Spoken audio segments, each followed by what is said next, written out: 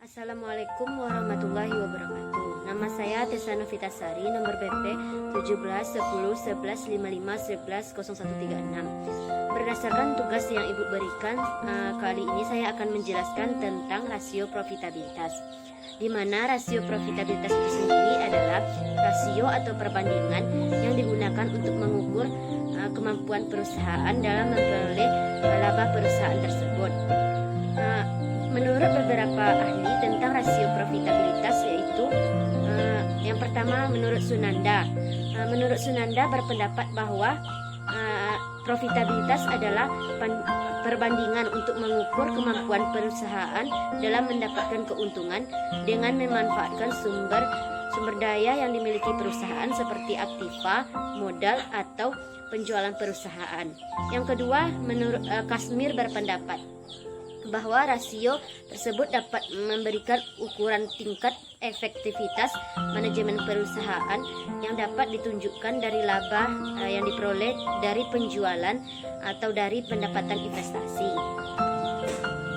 Selanjutnya saya akan menjelaskan tentang fungsi rasio profitabilitas.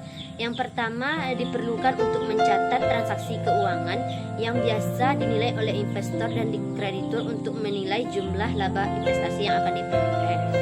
Yang kedua, menilai kemampuan perusahaan membayar utang kepada kreditur berdasarkan tingkat pemakaian aset dan jumlah sumber daya lainnya sehingga terlihat tingkat efektivitas perusahaan tersebut. Yang ketiga, mengukur efektivitas dan efisiensi manajemen perusahaan dari laba yang dihasilkan terhadap penjualan dan investasi perusahaan yang dilihat dari unsur laporan keuangan. Yang keempat, menghitung atau mengukur keuntungan yang diperoleh perusahaan untuk satu periode tertentu.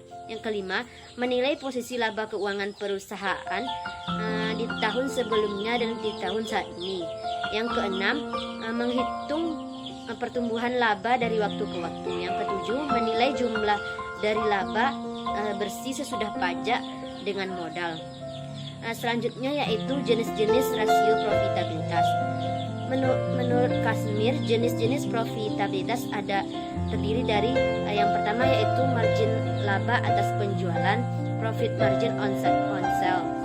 Merupakan salah satu rasio yang digunakan untuk mengukur margin laba atas penjualan.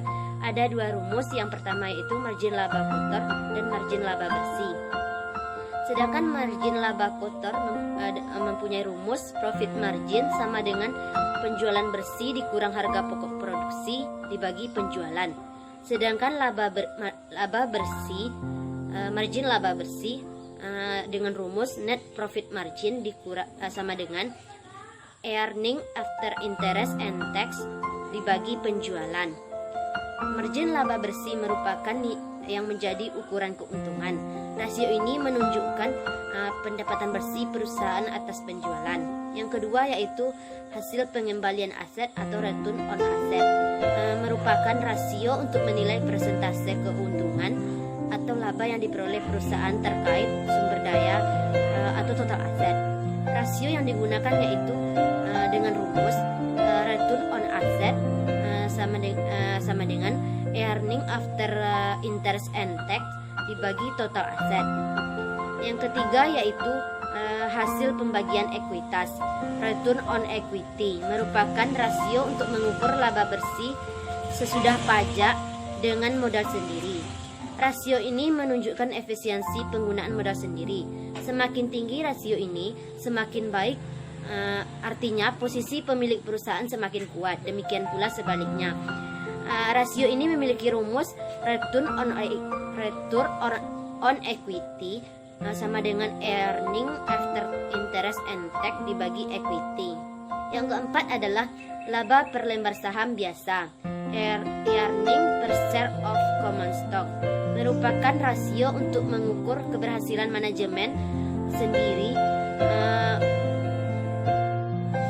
Yang keempat adalah laba per lembar saham biasa, merupakan rasio untuk mengukur keberhasilan manajemen dalam mencapai keuntungan bagi pemegang saham.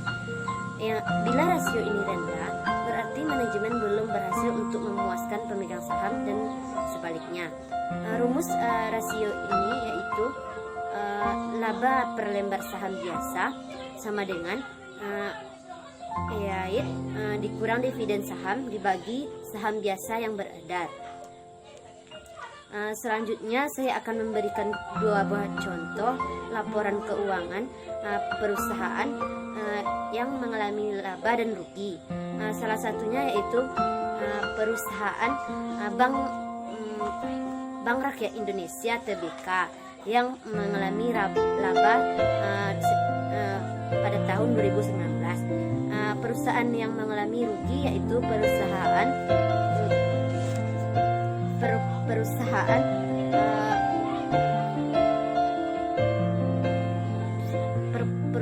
Krakatau Steel (TBK). Berikut ini saya akan melampirkan contoh laporan keuangan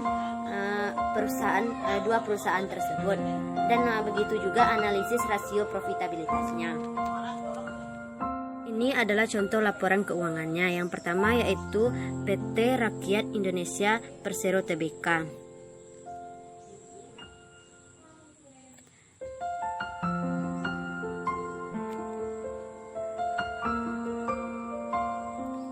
Ini laporan posisi keuangan.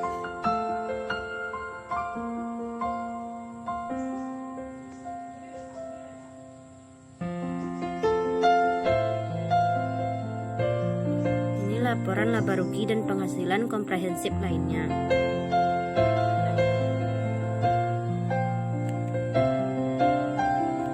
Ini laporan perubahan ekuitas.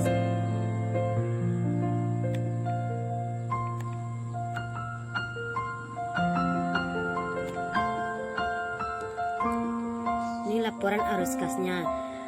Perusahaan yang kedua yaitu perusahaan Krakatau Steel. Ini laporan keuangan perusahaan Krakatau Steel di tahun 2018.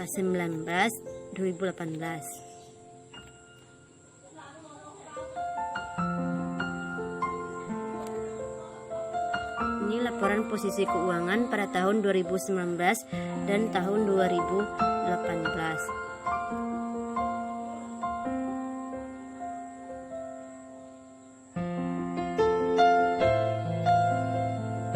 Laporan laba rugi komprehensif lainnya dan penghasilan komprehensif lainnya.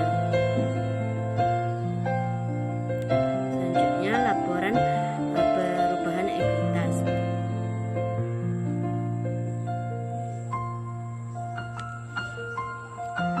Laporan arus kas.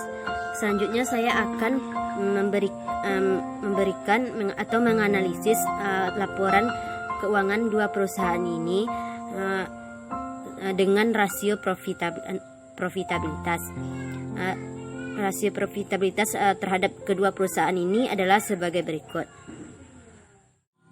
Hasil dari kedua analisis perusahaan ini antara perusahaan Bank Rakyat Indonesia dan Bank Krakatau Steel menunjukkan analisis bahwa Bank Krakatau Steel analisisnya kurang baik dikarenakan